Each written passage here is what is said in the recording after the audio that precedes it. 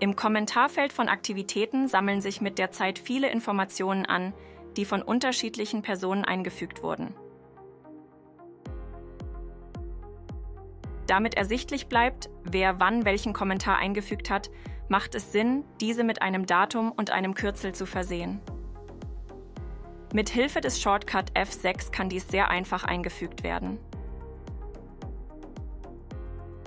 Wir empfehlen, neue Kommentare immer an oberster Stelle in einer Aktivität einzufügen. Damit ist der aktuellste Kommentar immer gleich sichtbar. Wie die Darstellung dieses Shortcuts aufgebaut ist und in welcher Farbe der Text eingefügt wird, kann Ihr Administrator in den globalen Programmeinstellungen definieren. Diese Einstellung gilt für das gesamte Unternehmen. Ihnen gefällt der Tipp der Woche? Damit Sie keine wichtigen Tipps mehr verpassen, abonnieren Sie unseren Kanal und Newsletter. Sie haben Fragen zu Consolidate? Dann kontaktieren Sie uns.